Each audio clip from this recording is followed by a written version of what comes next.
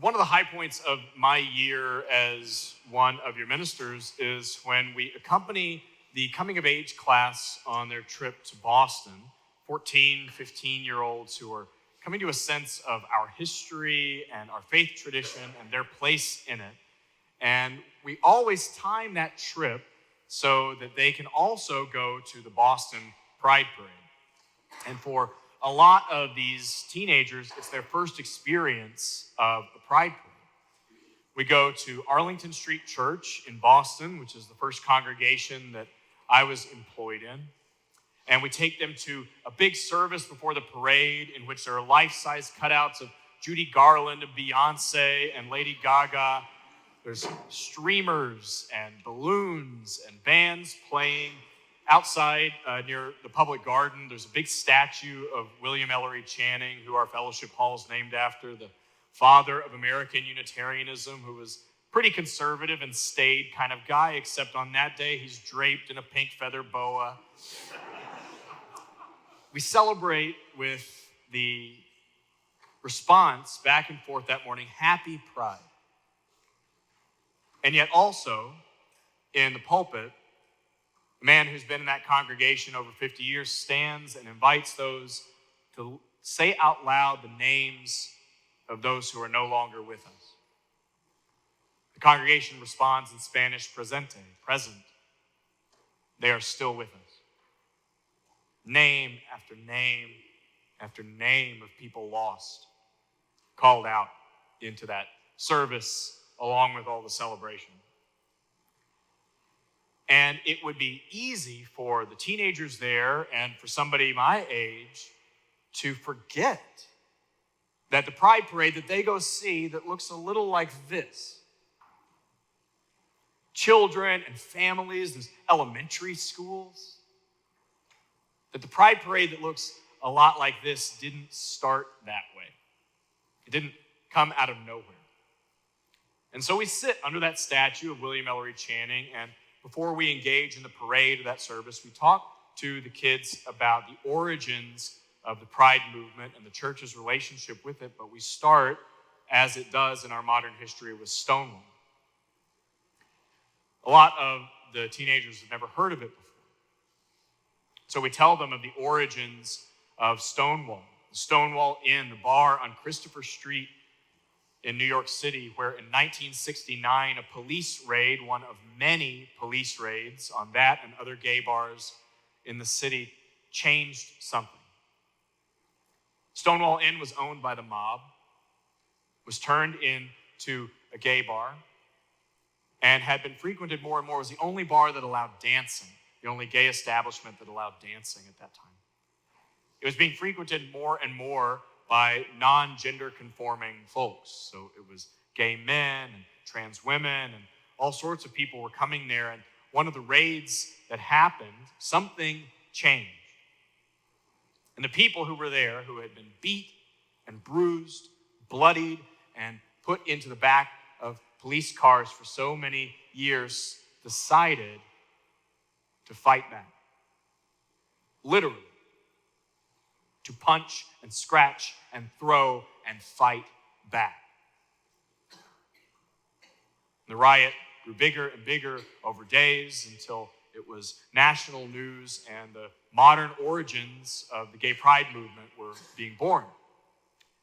This parade with elementary schools and U.S. senators saying, please vote for me, I affirm the pride movement, started out like this. That's a picture from the Stonewall riot. Riot gear and people being thrown into the back of cars and bloody. It's hard for a lot of the children to imagine that this came from this. One of the first people who fought back, there were many, but one of the first people who fought back is a person named Marsha P. Johnson. This is Marsha. Marsha was an unlikely leader in our society's eyes and even in the movement's eyes of the day. Marsha had been frequenting Stonewall Inn, Marsha was a black, self-identified transvestite before the language of transgender people was more common, often homeless and engaged in sex work to make a living. Marsha was at the Stonewall Inn the night of the raid and the riots and was one of the first people who fought back. Marsha was Marsha P. Johnson, and P stood for pay it no mind, is what she said when you asked about her gender. She said that to a judge once who thought it was clever enough that he let her go. Marsha became one of a group of people who organized what was called the Christopher Street Liberation Day. So a year after the raid at Stonewall in June of 1970, people organized to march in the streets to commemorate that. And this was the beginning of the Pride Parade movement in the United States. There were certainly others scattered about, but in cities across America in 1970, alongside the Christopher Street Liberation Day, people began to march in ways we would identify today. Marsha started a place called Star House with Sylvia Rivera. Star House was a home for homeless trans folks. Marsha continued this work, an unlikely hero and not an easy person. Marsha had substance abuse issues, had quite a temper, if her friends are to be believed, and herself struggled with mental illness almost all of her life. Marsha's body was found in the Hudson River not long after Pride Day some years ago. When we began thinking about a year focused on lives of courage, the ministers and some of our staff got together and we brought stories of people whose lives really were examples of people who took tremendously incredible action, some famous, some people you've never heard of.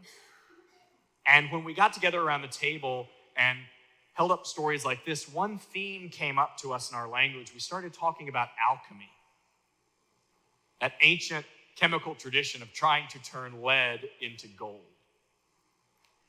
What occurred to us when we were listening to stories of people like Marsha and others is that they were engaging in a kind of alchemy, but moral alchemy. One that said, you can hand me shame, and I will turn it into pride. You can hand me fear and the risk of my body, and I will stand up and say, not only will I not hide, you will see me. You will see us. You will hand me injustice, I will turn it into justice. You will hand me death, I will turn it into life. She and others who began the modern pride movement were doing this thing that religious mystics often find out, which is that paradox is very alive and well that Jesus talked about when he said, you must give your life in order to gain it. Here's a group of individuals who were taking their lives in their hands to march, risking their families, their livelihoods, their bodies, and their lives, and saying, it is through risking this that we will gain our lives and the lives of thousands and now millions of other people. That is what we were hearing as moral alchemy. And that to me is kind of how God works. Alchemy. Every great religious story I've ever heard was an unlikely hero taking pain and suffering and transforming it into other people's liberation. If you'll give me a little room for a second, I want to tell you why I think that there's almost nothing more Christian than a pride parade. Think of the hero at the center of the story. A baby born to an unwed teenage mother, a person of color in occupied territory, whose parents take the child across borders without papers to flee a tyrant. The child grows up to be a homeless, illiterate rabbi who gives free food and health care to anyone who asks, who is considered a criminal by the state, who makes friends with prostitutes and sick, the unclean, in the eyes of his community, and ends up dying, beaten and bloodied, putting his body on the line as an enemy of the state itself. His last big public act is to enter Jerusalem on the back of a donkey in a parade, as a political act to say, perhaps this is what a king looks like. Feels like it resonates a lot to me. It feels to me that that's how creation and God and the mystery beyond all naming works anyway. This God of the Hebrews and of the early Christians and of physics and evolution that takes dust and turns it into people and turns us into dust. Over and over and over again like magic.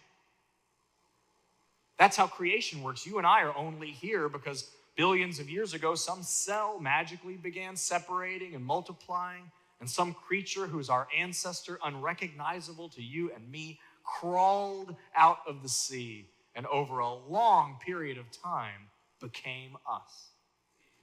Magic. Magic. And in that economy, in which dust is turned into people and people are turned into dust, in the economy in which every fiber of the universe is used over and over again, and there is not a throwaway person, shame has no room in that economy. Shame has no room in the cities and churches and states that are built in a world in which dust becomes people and people become dust, because everything is used and everyone is holy. But that voice of shame is so strong because it hits at the core of who we are. Brene Brown, the writer, reminds us so skillfully that the difference between guilt and shame is that guilt is to say that you did something wrong, and shame is that you are wrong. Shame is the voice that says there's something wrong with your body. Shame is the voice in the back of your head when you want to do something bold or creative or just be who you are that says, who do you think you are? The voice of shame says, get back in your lane and be quiet while the real people are doing business. Don't let them see who you really are or who you really love or what you really believe or what you really have in your courageous heart. That's the voice of shame. And it has no place in an economy of an ever graceful God or even just evolution. Church should be the antidote to shame, not its purveyor. So what if that same alchemy that Marsha P. Johnson was engaged in that turned shame into pride, what if that same alchemy of the universe that says there's nothing that's trash and it all gets made again, what if that same alchemy is in you? And the parts of you that you believe are not worthy are actually what the rest of us need to be freed. What if we need your grief? What if we need your doubts or your shames, the moments of your failure? See, our church, this church does a really good job of working on inclusivity and using the language of inclusion. But it would be easy, even in this church, to believe that to matter, you have to bring your A game. Because our church is located in an address that is built on traditional models of American success. And our church, as inclusive as it is, operates usually where meetings start on time and agendas have nice little dots on every item and the music is perfect and on key. And there's a lot of people here who look like we ordered them out of the Protestant work ethic catalog.